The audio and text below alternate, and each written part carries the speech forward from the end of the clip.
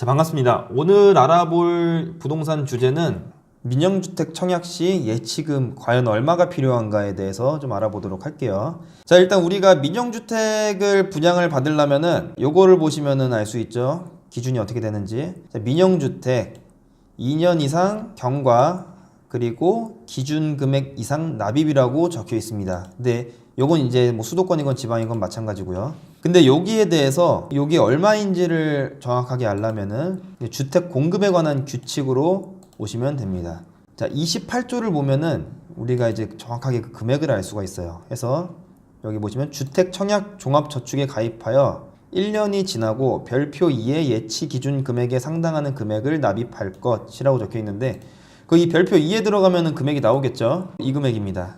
민영주택 청약 예치 기준 금액 해가지고 뭐 이제 면적에 따라서 그리고 지역에 따라서 금액이 최소 200만원서부터 최대 1,500만원까지 있습니다. 근데 사실 요거까지는 아시는 분들이 많습니다. 뭐 알려주는 데도 많고요. 사실 제일 궁금한 거는 요게 아니라 내가 살고 있는 지역이 현재 경기도인데 서울에다가 넣으려면은 얼마가 이제 필요한지 그게 제일 궁금하죠. 자, 예를 들어서 제가 한번 설명을 드려보겠습니다. 자, 경기도 성남시 분당에 거주하는 A시민하고 그냥 서울 강남구에 사는 B시민이 있습니다.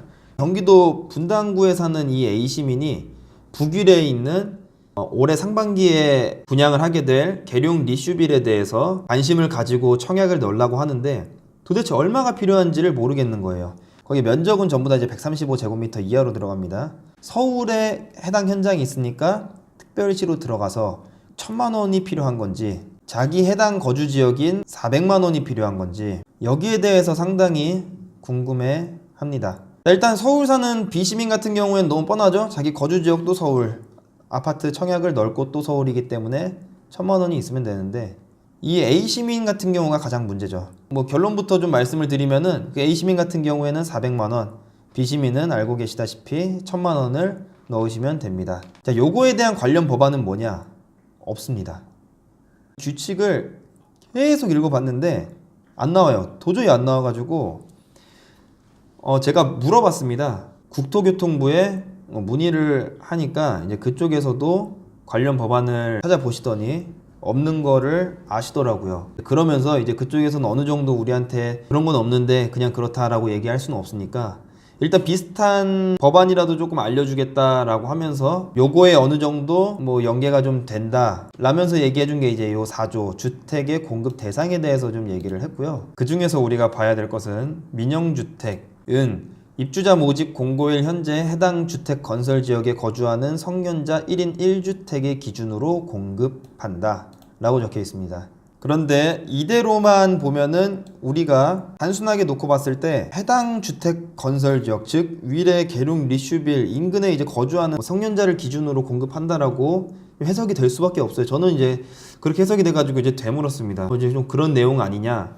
했더니 그쪽에서는 얘기를 하는 게 우리가 어디에 사는지 그 청약 예치금을 보고 알 수가 있다라고 얘기를 하더라고요. 그래서 이제 우리가 국토교통부에다가 어떤 질의를 남겨도 무슨 관련 법안을 얘기해 주진 않고 이렇게 해야 된다라고만 이제 얘기를 해줍니다. 그런데 사실 덜 긁은 느낌이죠. 되게 가려운데 덜 긁은 느낌이 되게 센데 그렇기 때문에 여기 보면은 3년 전에도 이런 기사가 나왔습니다. 주택 청약 예치금 기준 은행원도 헷갈려 청약 예치금 기준 신청지로 잘못 설명하는 사례 많아 30여 년 경력자도 복잡한 내용 구조 탓 헷갈려 피해 구제 쉽지 않아 스스로 최종 확인해야 라고 이제 적혀 있습니다. 그래서 여기 내용을 좀 보면은 중구에 사는 분이 양주시에 있는 아파트 청약을 넣으려고 했다.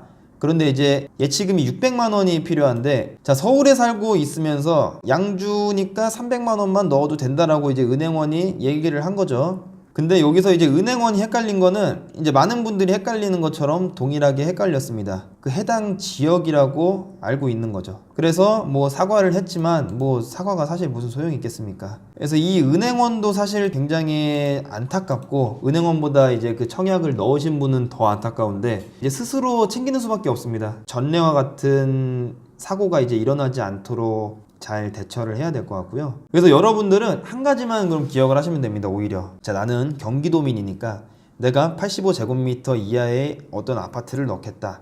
어떤 지역이든 그냥 상관없이 나는 그냥 200만 원만 들어가 있으면 되는 겁니다. 뭐 102제곱미터일 경우 300만 원만 들어가 있으면 되는 거고요. 그냥 자기를 항상 기준으로 생각하셔야지, 오히려 그게 또 생각해보면 간단할 수도 있어요. 어떤 분양 현장을 하든지 간에 나는 이만큼을 딱 쌓아놓고 그냥 더 넣지도 빼지도 않는다. 그냥 이렇게만 생각하시면 될 것 같습니다.